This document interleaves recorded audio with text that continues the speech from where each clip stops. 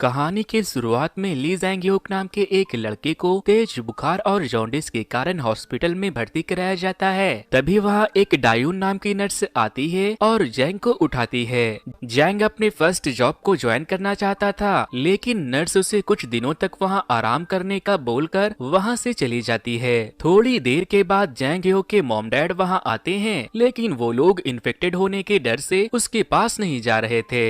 दूसरे पेशेंट जैंगयोक को चिढ़ा रहे थे।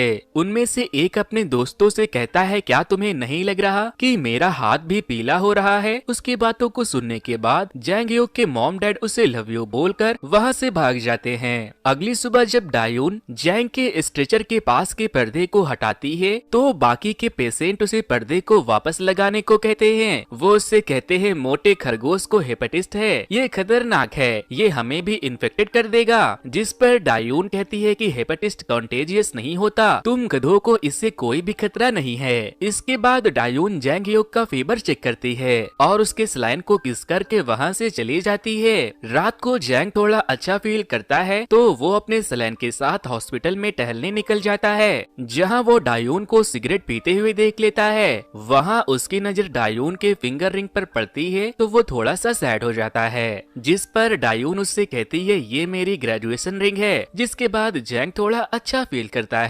तभी वहाँ एक दूसरी नर्स आती है, तो डायून सिगरेट को उल्टा करके जैंग को डांटने लगती है और कहती है, तुम यहाँ सिगरेट नहीं पी सकते। जिसके बाद वो उससे माफी मांगकर वहाँ से चला जाता है। अगले दिन डायून जब जैंग के पास आती है, तो वो उससे पिछले रात अपने इल्जाम को उस पर डालने के लिए उससे माफी मांगती है, लेकिन जैंग को उसके हरकतों पर बुरा नहीं लगा था। इसके बाद डायून जैंग के ब्रेकफास्ट बिना उससे पूछे खाने लगती है। वो जैंग से कहती है, माफ करना, मुझे भूख लगी थी। जैंग कहता है, ठीक है, कोई बात नहीं, तुम खा सकती हो, लेकिन वो वहाँ से चली जाती है। फिर रात को जब जैंग की नींद खुलती है, तो वो देखता है कि डायून उसके बेड पर सर रखकर सो गई है। तभी अचानक से उसकी नींद खुलती है, तो वो घबरा कर वहाँ से भाग जाती है, क्योंकि उसे लगता है कि शायद वो बहुत देर से वहाँ सो रही थी। थोड़ी देर के बाद जब वो अपने स्पॉट पर सिगरेट पीने जाती है, तो वो देखती है कि जैंग वहाँ सिगरेट पी रहा है। वो उसके ऊपर गुस्सा करने लगती है और उसे वहाँ सिगरेट पीने से मना करती है। फिर जब वो उसे सलाइन लगाने जाती है, तो जैंग उससे कहता है कि मुझे माफ कर दो, मैं दोबारा कभी भी सिगरेट नहीं पीऊंगा। अगले दिन जब डायून हॉस्पिटल आती है, तो वो उसे बहुत सारा टेस्टी खाना खिलाता है, जो उसने दूसरे पेशेंट के पास से चुराया था। डायून को खाना बहुत पसंद आता है। 2-3 दिनों में ही वो दोनों एक दूसरे की बहुत करीब आ गए थे।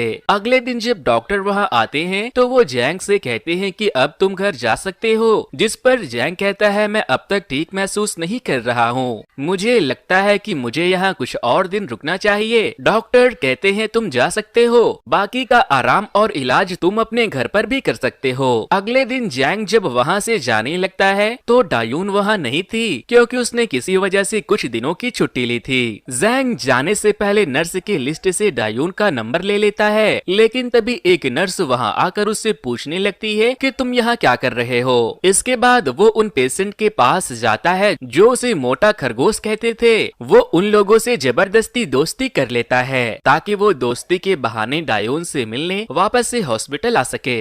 जैंग ने डायून के 7 नंबर ही नोट किए थे, इसीलिए वो उसके आगे में लगने वाले सारे नंबर की एक लिस्ट बनाता है और एक एक करके सबको कॉल करता है। काफी कोशिश करने के बाद फाइनली उसे डायून का नंबर मिल जाता है। डायून उससे पूछती है, तुम्हें मेरा नंबर कहाँ से मिला और तुमने मुझे फोन क्यों किया? जिस पर वो कहता है, मैं तुम्हें पसंद करता हूँ। उसके बातों को सुनने के बाद डायून उससे कहती है कि मैं अपने घर में अकेली हूँ, क्या तुम यहाँ आना चाहोगे? जैंग तुरंत भागते हुए अपने डैड के कमरे में जाता है और उनकी कार की चाबी लेकर कार के साथ बिजली की तेजी से डायून के घर पहुँच जाता है। वो उसे अपने पास बैठाती है, लेकिन जैंग नोटिस करता है कि डायून का मूड कुछ ठीक नहीं है, वो बहुत परेशान है, इसीलिए वो वहाँ से जाने लगता है। तो डायून उससे कहती है, क्या मैं तुम्हें गले लगाकर सो सकती हूँ? जिसके बाद वो उसके साथ सो जाता है और जब वो कुछ गलत हरकत करने की कोशिश करता है, तो डायून उससे कहती है, दोबारा ऐसी गलती मत कर देना। अगली सुबह जब डायून उठती है, तो वो देखती है कि जैंग ने उसके घर के बल्ब को बदल दिया है और उसके लिए उसने खाना भी बनाया है। वो ये सब देखकर रोने लगती है और उसे किस कर लेती है, तो मोटा खरगोश तुरंत एक्टिव हो जाता है। जिसके बाद डायून उसे रोकती है। धीरे धीरे जैंग डायून के बहुत करीब हो गया था। वो उससे मिलने हॉस्पिटल भी जाता था, उसके घर की साफ सफाई कर देता था और उसे अपने डैड के कार में घुमाने के लिए बाहर भी ले जाता था। फिर एक दिन वो देखता है कि डायून की ग्रेजुएशन रिंग उसके पास नहीं है। पूछने पर वो बताती है कि वो कहीं खो गई। एक दिन जैंग कहता है कि जब मुझे जॉब मिल जाएगा तो तुम अपनी जॉब छोड़ देना। फिर एक दिन डायून जैंग से कहती है मेरे पास जोजो ट्रिप के 2 टिकट हैं, क्या तुम मेरे साथ चलोगे? जैंग तैयार हो जाता है और फिर वो दोनों ट्रिप के लिए शॉपिंग करने जाते हैं, जहाँ डायून जैंग और अपने लिए मैचिंग टी शर्ट चाहती थी, लेकिन उन्हें जैंग के साइज की कोई भी टी शर्ट नहीं मिलती, जिससे जैंग थोड़ा नाराज हो जाता है। अगले दिन डायून जीजू जाने के लिए एयरपोर्ट पर जैंग का वेट कर रही थी। जब वो वहाँ आता है तो वो उसे सेम अपने ही जैसा उसके साइज का एक शूज गिफ्ट करती है। जैंग को शूज बहुत पसंद आता है। वो कहता है तुम देखना, नेक्स्ट क्रिसमस तक मैं अपना पूरा वजन कम कर लूंगा, फिर हम दोनों एक जैसी टी शर्ट भी पहनेंगे। वो शूज को पहनकर डायून को दौड़कर दिखाने लगता है और यहाँ से सीन शिफ्ट होती है और हम जैंग को देखते हैं, जो कि अब काफी फिट एंड स्लिम हो गया था। वो अब डायून के साथ उसके घर में ही रहने लगा था। वो दोनों एक दूसरे से प्यार भी करते थे। हर रोज जैंग ऑफिस जाने से पहले डायून के लिए ब्रेकफास्ट बनाता था और कचरे को बाहर फेंकता था। लेकिन आज जब जैंग अपने ऑफिस जाता है तो उसके डैड उसे बताते हैं कि मैंने तुम्हारा ट्रांसफर एक बहुत बड़े मल्टीनेशनल कंपनी में कर दिया है। शाम को जब डायून की शिफ्ट खत्म होती है तो वो देखती है कि जैंग एक नई कार के साथ उसका वेट कर रहा है। वो उसके पास जाती है तो वो बताता है कि ये मेरी नई कार है। वो उसे एक रिंग भी गिफ्ट करता है और उसे बताता है कि मेरा ट्रांसफर एक मल्टीनेशनल कंपनी में हो गया है, लेकिन तुम चिंता मत करो, मैं हर 2-3 दिन पर तुमसे मिलने आता रहूंगा। अगले दिन जैंग जब अपने ऑफिस के लिए निकलता है तो वो लोगों को अपने कार में तैयार होते हुए देखता है और कहता है ये लोग जल्दी उठकर तैयार क्यों नहीं हो सकते। जैंग जब ऑफिस पहुंचता है तो उसके बॉस जैंग को अपने न्यू क्लाइंट से मिलवाते हैं। आज वहाँ बो योंग नाम की एक लड़की ने भी ज्वाइन किया था। ये दोनों एक ही प्रोजेक्ट पर साथ काम करने वाले थे, लेकिन बो योंग जैंग के साथ बहुत ही वियर्ड बिहेव करती है। जैंग सबको इम्प्रेस करने के लिए अपने पैसों से कॉफी लेकर आता है, लेकिन बो उससे कॉफी लेकर सभी लोगों को बांट देती है, जैसे वो कॉफी जैंग ने नहीं बल्कि उसने लाई हो। जैंग को उसके इस बिहेवियर पर और ज्यादा गुस्सा आता है। रात को जब वो डायून के पास लौटता है तो वो बहुत थक गया था। डायून उससे कहती है कि तुम्हें नहीं लगता हमें क्रिसमस पर जीजू जाने के लिए टिकट अभी से बुक कर लेनी चाहिए? जैंग कहता है तुम देख लो कब की बुकिंग करवानी है। अगले दिन सारे एम्प्लॉयज अपने अपने डिजाइन को क्लाइंट के सामने पेश करते हैं। क्लाइंट को बो योंग का डिजाइन बहुत पसंद आता है, लेकिन जैंग उनसे कहता है प्रोजेक्ट का जो ब्रिज है उसका डिजाइन बाढ़ को नहीं झेल पाएगा। जिसके बाद क्लाइंट उन लोगों को ब्रिज रीडिजाइन करने को कहती है और वो जैंग से डिजाइन को पर्सनली चेक करने को भी कहती है। अब जैंग बो को ठीक वैसे ही इरिटेट करने लगता है जैसा वो उसे कर रही थी। वो उसके सारे डिजाइन में खामियां निकालने लगता है। उसे डेडलाइन से पहले काम खत्म करना था, इसीलिए वो रात भर वहाँ रुककर काम करने का डिसाइड करती है।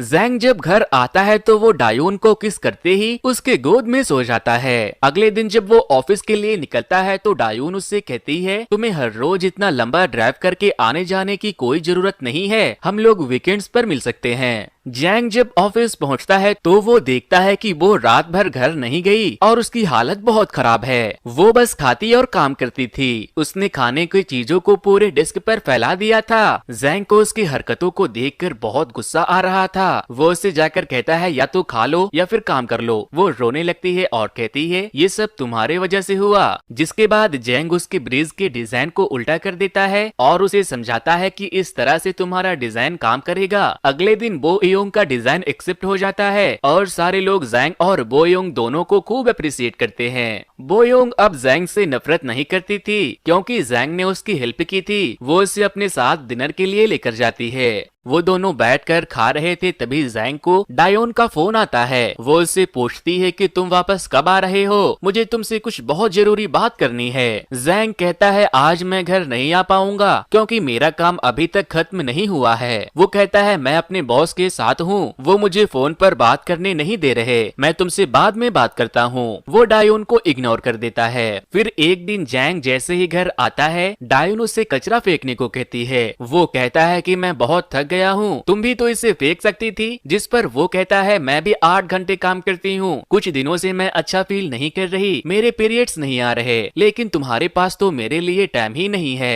जैंग उससे पूछता है क्या तुमने डॉक्टर को दिखाया, जिस पर वो कहती है मुझे टाइम ही नहीं मिला। जिसके बाद जैंग कचरे को बाहर फेंकने चला जाता है। अगले दिन जब जैंग काम कर रहा था तो डायून उसे फोन करके बताती है मैं डॉक्टर के पास गई थी, मैं 1 महीने से प्रेग्नेंट हूँ। इसीलिए अगले दिन जैंग छुट्टी लेकर डायून का अबॉर्शन करवाने के लिए उसके साथ हॉस्पिटल चला जाता है, जहाँ डायून देखती है कि जैंग अच्छा फील नहीं कर रहा, इसीलिए वो उसे बाहर जाकर बैठने को कहती है और वो वहाँ से चला भी जाता है। वो अबॉर्शन करवा कर वापस आती है तो जैंग उसे गले से लगा लेता है और उसे लेकर घर आता है। वो अच्छा फील नहीं कर रही थी तो जैंग उसके साथ रहने का सोचता है। तभी उसके कंपनी से कॉल आता है तो वो कहता है आज मैं नहीं आ पाऊंगा, लेकिन जब डायून उसे कहती है कि मैं ठीक हूँ, अगर तुम जाना चाहते हो तो जा सकते हो। पहले तो जैंग नखरे करता है लेकिन फिर वो ऑफिस चला जाता है। उसके बर्ताव से डायून समझ गई थी कि वो अब बस उससे दिखाने के लिए प्यार करता है, लेकिन जैंग अब हर रोज डायून से मिलने उसके घर आने लगा था। लेकिन हर रोज लंबी ड्राइविंग के बाद ना तो वो अपने काम पर फोकस कर पाता था और ना ही वो डायून को टाइम दे पाता था। वो बस घर आता और सो जाता था। ऑफिस में भी वो स्लीपी फील करता था। वो योंग उसके क्लोज आने की कोशिश करती थी लेकिन वो उसे इग्नोर कर रहा था। जैंग भी अब बाकी के उन लोगों की तरह हो गया था जो ट्रैफिक लाइट पर रुककर अपने कार में तैयार होते थे। एक दिन जब जैंग ऑफिस से निकलने लगता है तो बो आकर उसके गोद में बैठ जाती है और उससे कहती है आज तुम घर मत जाओ, तुम मेरे साथ बाहर चलो। इसीलिए वो उसके साथ बाहर घूमने चला जाता है। धीरे धीरे वो बोयोंग के साथ काफी टाइम बिताने लगा था। फिर एक दिन जैंग डायून के साथ शॉपिंग करने जाता है, जहाँ वो बातों बातों में उसे बोयोंग कह देता है। जिसके बाद डायून उससे पूछती है कि ये बोयोंग कौन है, जिस पर वो कहता है तुम्हें क्या लगता है कि मैं तुम्हें चीट कर रहा हूँ, मैं क्या उसके साथ सोता हूँ, वो बस मेरे साथ काम करती है। डायून कहती है क्या मैं तुम्हें बेवकूफ लगती हूँ, मुझे क्या समझ में नहीं आता। जैंग कहता है अगर ऐसा रहता तो मैं उतनी दूर से तुमसे मिलने यहाँ नहीं आता। डायून कहती है मैं तुम्हारे साथ जबरदस्ती करती हूँ तब तुम यहाँ आते हो, और आकर करते ही क्या हो, बस आते हो, खाते हो और सो जाते हो। मुझे अपने बच्चे के लिए बहुत बुरा लगता है, मैंने तुम्हारी वजह से उसे खो दिया। जिसके बाद जैंग बहुत गुस्सा हो जाता है और कहता है कि क्या वो मेरे अकेले की गलती थी। वो डायून को उसके घर पर ड्रॉप करता है और अपने कार को लेकर वहाँ से गुस्से में चला जाता है। अगले दिन जैंग जब ऑफिस में काम कर रहा था तो बोयोंग उसे सैड देखती है तो उससे पूछती है कि क्या हुआ, तो वो उसे किस करने लगता है। अब वो दोनों एक दूसरे के साथ काफी टाइम बिताने लगे थे।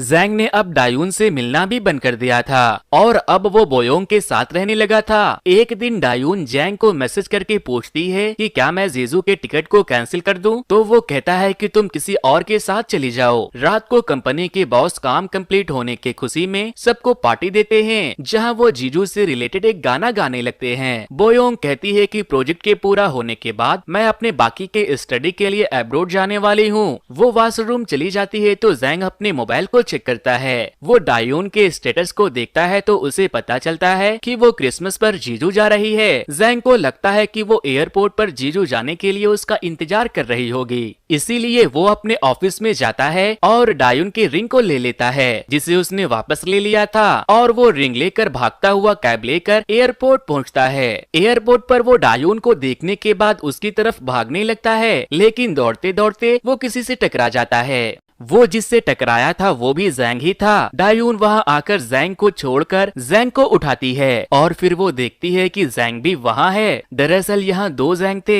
मोटे वाले जैंग से डायून 3 महीने पहले मिली थी, जबकि पतले वाले जैंग से वो 1 साल 7 महीने पहले हॉस्पिटल में ही मिली थी जब उसका पैर टूट गया था। पतले जैंग और डायून ने जीजू जाने का प्लान किया था, लेकिन नई कंपनी में जाने के बाद जब जैंग बोयोंग के करीब हो गया और वो डायून को इग्नोर करने लगा तो उस वक्त डायून को उसकी सबसे ज्यादा जरूरत थी। इसी बीच डायून के लेफ्ट में मोटा जैंग आया और वो दोनों एक दूसरे के करीब हो गए। इसीलिए मोटा जैंग पहले तो डायून के पास उसके रिंग को देखता है, लेकिन बाद में उसके पास वो रिंग नहीं थी। मोटे जैंग और स्लिम जैंग दोनों का नाम जैंग ह्यूग था, इसीलिए डायून वो मोटे जैंग के साथ जीजू जाने का डिसाइड करती है, क्योंकि फिट जैंग ने उसे कम्प्लीटली इग्नोर कर दिया था। यहाँ पर डायून फिट जैंग को पूरी तरह से इग्नोर कर देती है और उसे बिना कुछ कहे मोटे जैंग के साथ जीजू चली जाती है। जैंग वापस से भागते हुए बोयोंग के पास जाता है और कहता है कि तुम मुझे छोड़कर मत जाओ। वो डायून के रिंग को उसे पहनाने लगता है और उसे प्रपोज कर देता है, लेकिन वो उसे मना कर देती है। तो दोस्तों, ये मूवी की स्टोरी आपको कैसी लगी मुझे कमेंट करके जरूर बता देना, और आपको क्या लगता है इसमें कौन कितना दोषी है वो भी मुझे बताओ। तो आज की वीडियो में इतना ही, फिर मिलता हूँ किसी मजेदार से मूवी के एक्सप्लेनेशन के साथ। Thanks to you, good bye.